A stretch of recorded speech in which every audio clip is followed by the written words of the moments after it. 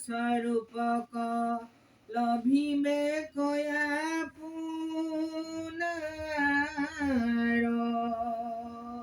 আশাটো সেইটোৱেই যে ভগৱন্তৰ ওচৰলৈ কেতিয়া যাব এই জীৱন।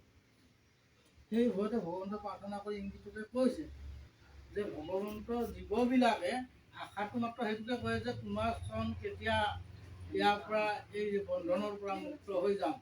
সেই আশাটোকে মনত লৈ পেলাই তোমালৈ প্ৰাৰ্থনাভাগ জনাইছোঁ। যাহাৰ মায়াটো জ্ঞান নষ্ট হুয়া জীৱে মহা লেখ পায়। এতিয়া জ্ঞানবিলাক আছিলে জীৱন, সমস্ত জ্ঞানেই আছিলে, কিন্তু পৃথিৱীত অহাৰ লগে লগে পাহৰি যায়। এই মায়াৰ কোবত পৰাৰ লগে লগে সমস্তবোৰ পাহৰি যোৱা। ভাল লাগিলে মানে সেইখিনি আকৌ শুধৰাবৰ কাৰণে এৰি দিয়া নাই নহয়, শুধৰণি হ'বৰ কাৰণে উপায় আছে। শুধৰণি হ'বৰ কাৰণে জীৱন পাহৰি গ'ল লাগে কৃপা কৃষ্ণ কৃপা বিনে জ্ঞান নোপজয় কহিলো কৰি নিৰ্ণয়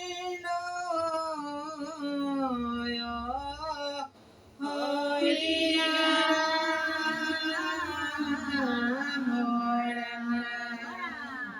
কৃষ্ণ কৃপা নহলে বোলে জ্ঞান নহয়। ভগৱন্তৰ ভক্তি অবিহনে জ্ঞানটো নহয়। গতিকে ভগৱন্তৰ ভক্তি কৰিলে অনুক্ৰমে জ্ঞানবিলাক দি দিব। কোনখিনি জ্ঞান? যিখিনি সংসাৰৰ পৰা বা এই বন্ধনৰ পৰা জীৱই মুক্তি হ'ব পাৰে, সেইখিনি জ্ঞানকে আকৌ ভগৱন্তই দিবহি। আৰু দিলে কিন্তু ধৰিব পৰা নাই, বুজিব পৰা নাই। আমি এতিয়া শাস্ত্ৰখন লৈ আছোঁ, বোলে জীৱ আছে, এই জীৱ উদ্ধাৰ হ'বৰ কাৰণে কি বোলে সংবিধান আধাৰ গ্ৰন্থ নিৰন্তৰ ভজু হেহি দেৱ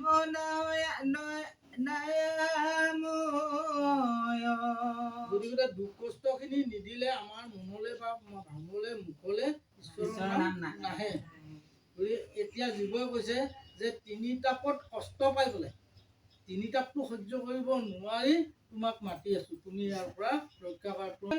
মই যেন দুখ পাওঁ তজুপদে কৰো নিবেদন মাতৃৰ উদৰে ঘোৰ বিস্তাৰ মূত্ৰৰ গৰ্তে পৰি মই আছো সুদূৰ